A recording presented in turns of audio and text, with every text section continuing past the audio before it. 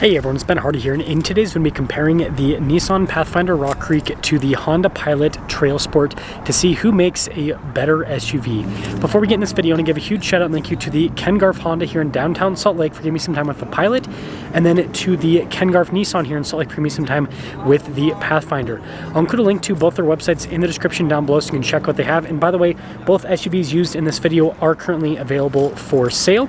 Also include a link to my car buying guide. Let's get into it.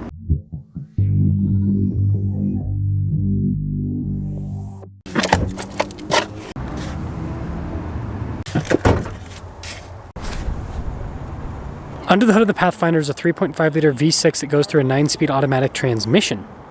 Fuel economy is 20 around town and then 23 on the highway, with power outputs being 295 horsepower and then 270 pound-feet of torque.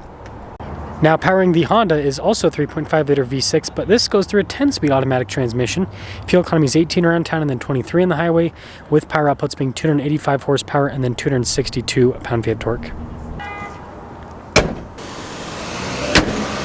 Before we move forward with this comparison, I do want to mention, if you want to see more videos just like this, then I recommend you subscribe because I post content every single day.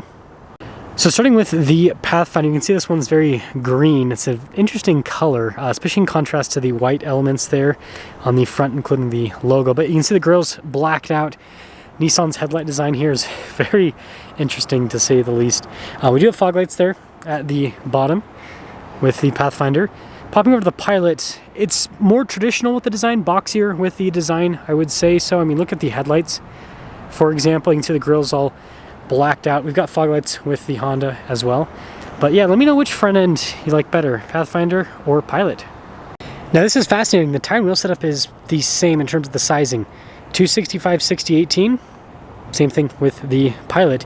But the tires are different. So look at the tires here on the Pathfinder, super aggressive tread pattern. You can see that the wheel design kind of looks like a beadlock.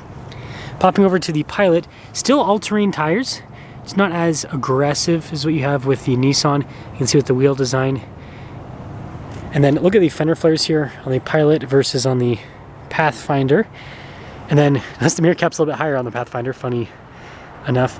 But it doesn't look like clearance is really all that different between them. I mean, you can see the clearance there with the tire to the wheel well, and then also here at the front ends as well. But anyways, here's your side profile with the Pathfinder, and then here's your side profile with the Pilot. Now popping into the rear of the Pilot, we've got the third row folded down and tons of storage space with that third row folded down. More storage underneath as well. Got a little charging port here in the back. Now with the third row, to get it up, it's pretty simple. Just pull this strap and boom, you're up. Pull up the headrest, and then you can see the storage space now. Now, with the Pilot, it's automated with the hatch. Popping over here to the Nissan, again, third row folded down, tons of storage space. Doesn't really look any smaller, any bigger. It's pretty similar to the overall sizing. A little bit less boxy with the design, so maybe a little bit less vertical room. And same system, so strap, pull up, headrest, up, so all of that's manual. And speaking of manual, the hatch on the Nissan actually also happens to be manual. Now the back end designs of these are actually shockingly similar, is what I would say. You notice that the Nissan actually has a roof rack there, which, look how cool that looks. I don't know, I think it looks cool and sporty. But yeah, they're both, I would say, boxier with the back ends. And look at the taillights too. Pretty cool with the design on both of them. Now legroom here in the back of the Pilot, really good. Got a little storage pocket. We've got some vents here. See, we own climate zone. We've got USB ports as well. Sunshade for the rear passenger. And really nice trim on the door panel. And look at these seats with all the stitching and everything. Pretty cool looking. And then good headroom because of the boxy design. Third row of the Pilot's pretty typical of this segment. A little bit more cramped with the legroom. But I do get ventilation and a little USB port. And then headroom is actually pretty solid. Now legroom in the back of the Pathfinder, you can see solid, got a little storage pocket. Got our own climate zone here in the rear, you can see with the USB ports as well. And then the door panel, doesn't look like we have sunshades. Pretty cool looking seats too, got like this mesh insert there. And then headroom is good just like the Pilot. Now in the back of the Pathfinder, similar amounts of leg crampage, if that makes sense. And then you can see cup holders here in the back. I do get a vent up top. I will say it does overall, like, just back here feels a little bit more cramped compared to the Pilot. And let's start her up with the Pilot. Front door panel's got, again, soft touch trim, got some nice stitching. See how the window controls. We also have power folding mirrors, memory seats, blind spot monitoring with the mirrors. Pretty cool looking gauge cluster here. And then the steering wheel's nice. It's got nice trim all around. You got the contrasted stitching, paddle shifters on the back of the steering wheel. So you got stuff like adaptive cruise control, controls for the rest of the center. And then if we pop it into reverse, 360 camera system. Nice feature to have. And as for the infotainment system, easy enough to use, pretty quick response time. I think it's pretty straightforward. And then down below, we've got our little climate zone control. So again, tri-zone climate with this, which let's just sync them all. So we're gonna have it nice and cool in here. I'll turn that down a little bit. But we also have heated seats for the front as well. And then kind of like our charging area here with the wireless phone charging pad. And then you guys can see here with the cup holders. And then notice we've got the little transmission select here with our drive mode select as well. And then you got your hill descent control, parking brake, brake hold, all of that. And then we also have the center console here. Pretty good storage. Nice trim on the top. Speaking of nice trim, look at the dash. It's all soft touch. Got the glove box down there. And then we've got just our controls here for the panoramic sunroof up top. And now we're in the Nissan. Ooh. So you've got nice trim on the door panel. See with the window controls, mirror adjustments, blind spot monitoring with the mirrors. A little bit more analog with the gauge cluster. Some of you might like that, some of you might not. Paddle shifters here on the back. Got nice contrasted stitching in the center, and then you can see you've got stuff like your cruise control, controls for the center as well. And then this one just has a traditional backup camera. Oh, 360, sorry. This one also has 360. I don't spaced out on that one. My bad. Anyways, as for the infotainment system, quick response time, easy enough to use. Dual zone climate, we got heated seats as well. Then you got your shifter there for the 9-speed. Then you can see with the cup holders here. Then you got your parking brake and your auto stop start.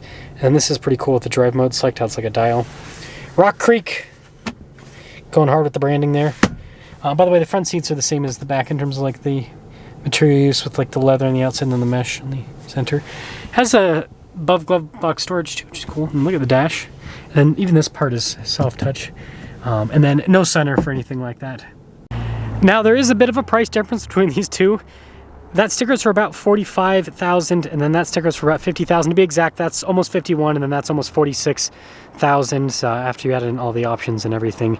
So with that being said, let's finish the review.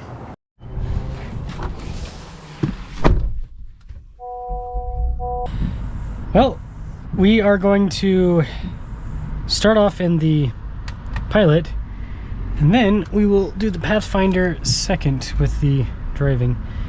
Now, I know a lot of people are going to say this is like apples to oranges comparison because the pricing it's a pretty big price gap between them, but both off-road packages with relatively similar features, right? This has a sunroof and then a power liftgate, whereas that Nissan does not. But I mean, outside of those two options, both tri-zone climate, heated seats, off-road stuff, so I don't know. I think they're pretty similar. I will say, seats are pretty comfortable in the Honda, and the suspension so far feels kind of like floaty. Actually getting up and moving.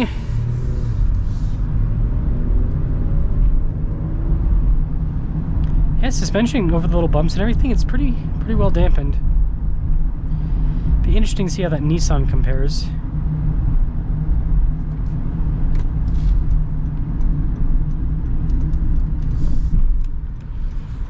Yeah, not bad at all. Engine's responsive too. 10-speed, super smooth. It's one of the best decisions Honda ever made, was switching to a 10-speed with this new Pilot. It's just, the 9-speed wasn't bad, but this 10-speed's so much smoother.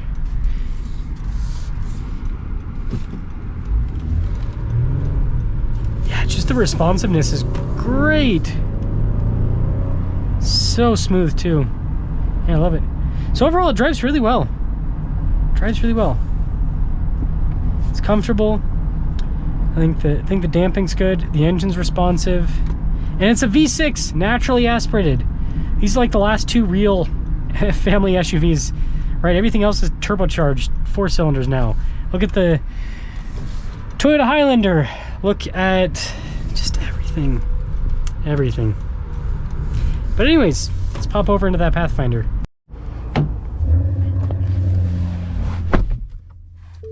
Well, let's talk about visibility in the Pathfinder. Let's open the hood, both mirrors, dual lights running, and the rest of the rear. Let us set off in the Pathfinder. First off, yeah, it does this, for some reason, I think just Honda's boxier design helps the Pilot out quite a bit in terms of the interior space feel, if that makes sense. It just feels more spacious there versus here feels a little bit, it's not like not enough space, it just doesn't feel as spacious as a Honda. And I had the sunroof closed on the Honda, so it's not that. Well, actually getting up and moving, this transmission's really good too. When I was talking about the 9-speed not being very fun, I was talking about Honda's old 9-speed. I will say the suspension's not as comfortable in this as it is in the Pilot. Turn-in's still sharp. Engine response is good. I think their transmission's smoother though in the Honda. Maybe we've discovered where that $5,000 is going into. Suspension tuning, engine tuning a little bit. This might have more power, but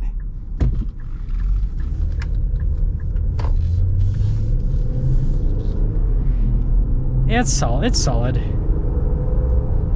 I don't think you could really perceive the acceleration difference between them. The horsepower is so close that, yeah, it's not really 10 horsepower, right? How are you gonna feel a difference? So, something's up with this comparison. The Nissan's a better value. The Honda's a better car, slightly. I know that's pretty far out there, but hear me out. The Honda felt a little bit more comfortable with the suspension, and space feels a little bit better. And it's not the sunroof, it's just like how that cabin is constructed. But this is giving you pretty much all the features that you have in the Honda, and it's, oh my gosh, that was almost a car crash. That person ran, that was like mega running a red light. Wow. Porsche owners. But as I was saying, yeah, I think that I like the drive of that Honda more, but yeah, it's a big chunk change. Let me know if you go Pathfinder or if you'd go Pilot. And I will say, I don't think you can go wrong in terms of the powertrains with both these, because at least they both still have V6s.